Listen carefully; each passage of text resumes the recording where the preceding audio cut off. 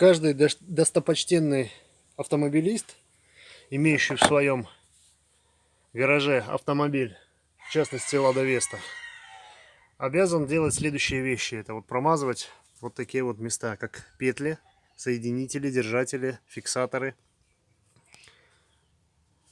Периодически. Лучше не в день ТО, а периодически. Как только заскрипело, как только вы видите, что надо что-то поменять, сделать, обмазать, вы покупаете хорошее смазочное средство.